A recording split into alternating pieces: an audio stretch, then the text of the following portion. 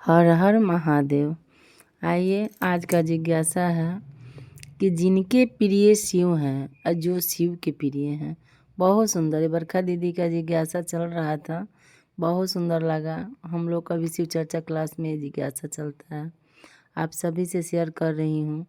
आप लोग सभी गुरु भाई बहन इसको सुनिएगा और इस पर हम लोग को अमल करना है कि देखिए कितना सुंदर ये विषय है कि जो शिव के प्रिय हैं और जिनके प्रिय शिव हैं, दोनों का अर्थ अलग अलग है।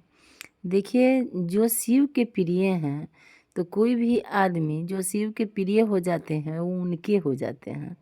और जिनके प्रिय शिव हैं, हम लोग क्या जो गुरु के दानदाता रूप से जुड़े हैं उसमें क्या होता है, हम सभी के प्रिय शिव हैं।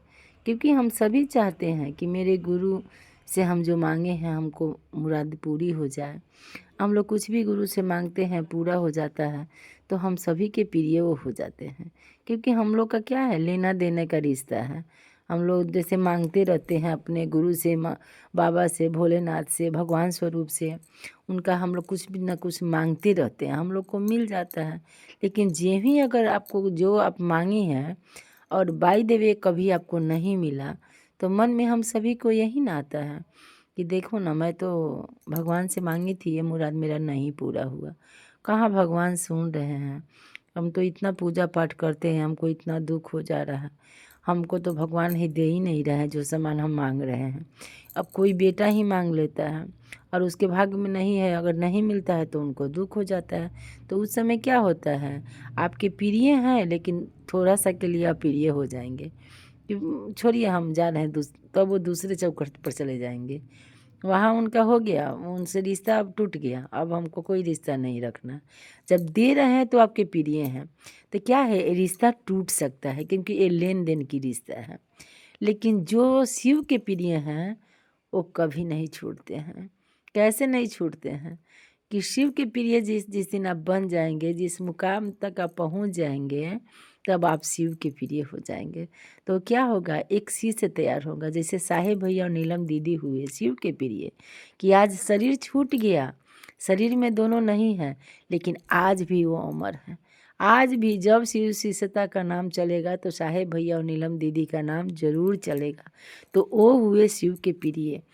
भैया को इतना दुख, इतना तकलीफ हुआ, लेकिन उनका हाथ नहीं छूटा। क्यों? वो शिव के प्रिय थे। और जिनके प्रिय शिव हैं वो छूट जाते हैं। कैसे छूटते हैं? जब उनसे लेन देन का रिश्ता रहेगा, आप मांगिएगा कुछ नहीं मिलेगा, कुछ मिलेगा।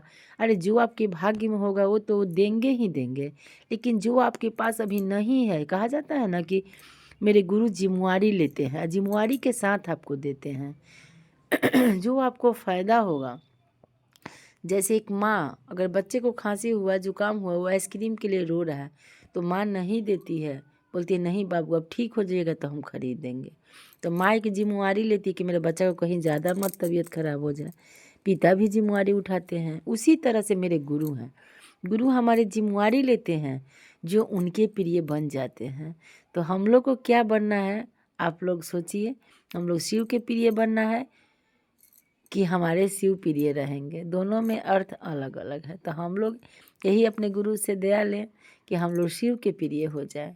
शिव तो मेरे प्रिय थे, पहले थे, लेकिन आज हम लोग शिव के प्रिय हो गए हैं क्योंकि हमारे गुरु सोच समझ के हमें देते हैं। और हम लोग को पूरा भरोसा है कि जो हम लोग के लिए हित होगा, जो हम लोग के लिए अच्छा होगा, वो हमारे गुरु जरूर देंगे। क्योंकि वो दानदाता रूप से हम लोग जुड़े थे तो लेने की आदत पड़ गई है। लेकिन आज वही गुरु का स्वरूप है ज्ञानदाता, जो समझ दे रहे हैं, ज्ञान दे रहे हैं। देखिएगा, कहा है भाई, बहुत सुंदर बरखा दीदी का हम लोग चर्चा सुन रहे थे। कल वहाँ पे चर्चा था बेदोबाटी में, इंदिरा मैदान में। तो बहुत सुंदर दीदी ने चर्चा किया कि देखिए एक आदमी गया था साहिब भैया के पास, तो एक कप चाय वहाँ पे मतलब पिलाया जा रहा था। कम से कम 70-80 गुरु भाई थे, बहन थी। तो सबको चाय भैया बनवाए और सबको दिलवाए। उस समय बरखा दीदी भी वहाँ पर मौजूद थी और सभी को चाय दिया जा रहा था। तो देखिए, जब चाय दिया रहा था तो एक भाई छूट गया। तो भाई छूट गए। तो जब आप साहेब भैया को अपना भाई मानते हो कि मेरे साहेब भैया, मेरे नीलम दीदी, तो बरखा दीदी बहुत सुंदर बताई कि आप मांग के भी वहाँ पर पी सकते हो। और ये अपना समझोगे, दीदी हमको नहीं मिला, भैया हमको भी चाय चाहिए, चाहे हमको नहीं मिला चाय, तो ज़रूर आपको मिलता, लेकिन आप वहाँ पर कुछ नहीं बोले। और जब अपने गांव चले गए, घर चले गए, तो वहाँ से चिट्ठी लिखकर बोले कि घोर अपमान हुआ है साहेब भैया आपके, हम घर गए तो रांची में, तो ये अपमान के चलते मैं आपको छोड़ रहा हूँ और आपके शिव गुरु को भी छोड़ रहा हूँ। तो बहुत सुंदर भैया उस पर हंसे कि हमको छोड़ देता, एक कप चाय के लिए महादेव को ही छोड़ दिया। सोचिए क्या रिश्ता था उसको महादेव से। हाँ, यही रिश्ता है कि ये कप चाय नहीं मिला, भैया के पास गए तो हम गुरु को ही छोड़ देंगे, एक कैसा रिश्ता है। तो वो क्या था, उनके प्रिय तो शिव थे, लेकिन एक कप चाय भैया के पास नहीं मिला तो गुरु को ही छोड़ दिया। तो ऐसा रिश्ता नहीं बनाना है कि कुछ मांग रहे हैं, थोड़ा सा मान अपमान हुआ तो हम गुरु को ही छोड़ दें। नहीं, जान जाए तो जाए, कहा जाता है ये धड़कन, ये सांस, सब में मेरे गुरु बसे हुए हैं। जो मेरे भाग का होगा, अगर अटल विश्वास, अगर दृढ़ संकल्प अगर अपना रहेगा कि मेरे गुरु शिव हैं, जो देंगे गुरु मेरे लिए वो बहुत अच्छा है, तो हम लोग का हाथ कभी ना छूटेगा, साथ कभी ना छूटेगा, तब हम लोग अपने शिव के प्रिय हो जाएंगे। चलिए इतना कहते हुए आप सभी गुरु भाई बहन को प्रणाम करती हूँ। अपनी वाणी कुछ क्षण के लिए अपने गुरु के चरणों में विराम करती हूँ।